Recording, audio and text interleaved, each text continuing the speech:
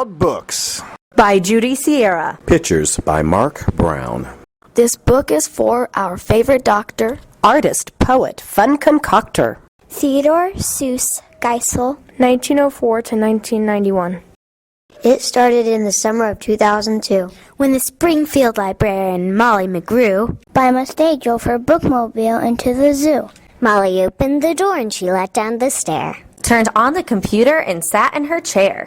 At first, all the animals watched from a distance, but Molly could conquer the strongest resistance.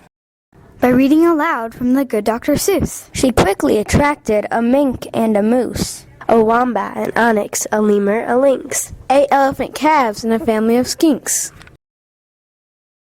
In a flash, every beast in the zoo was stampeding to learn all about this new something called reading. Forsaking their niches, their nests, and their nooks, they went wild, simply wild about wonderful books.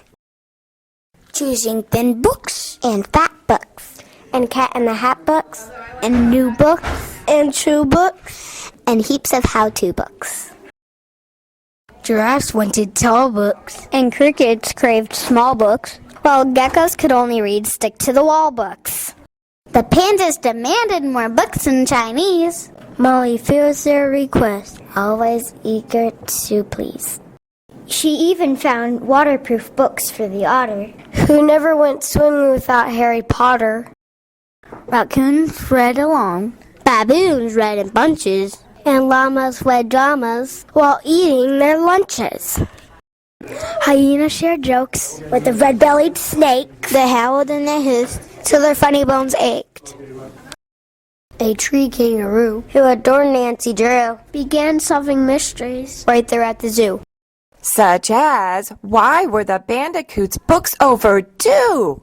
Gently, Molly taught lessons in treating books right. For the boa constrictor squeezed Crichter too tight. Baby bunnies mucked up goodnight moon with their paws. Giant termites devoured the Wizard of Oz. And Bear's love of books was completely outrageous. And they licked all of the pictures right off the pages. Tasmanian devils found books so exciting That soon they had given up fighting for writing. They made up adventures so thrilling and new. The others decided to be authors too. Pythons wrote with their tails. Penguins wrote with their bills. And porcupines wrote with their very own quills. At the new insect zoo, bugs were scribbling haiku. The scorpion gave each a stinging review. Walking stick, a cannibal twig, silently devours a leaf, eating, not eaten. Pretentious. Dung beetle, roll a ball of dung. Any kind of poo will do, baby beetle bed. Stinks. Millipede, I dig for treasure. In my enchanted castle, A rotten apple. boring. Giant hissing cockroach. Hiss, hiss, hiss, hiss, hiss. Hiss, hiss, hiss, hiss, hiss. Hiss, hiss, hiss, hiss. Redundant.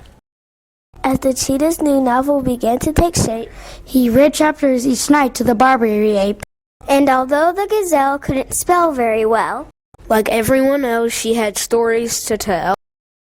imagine the hippo's enormous surprise when her memoir was given the Pulitzer Prize.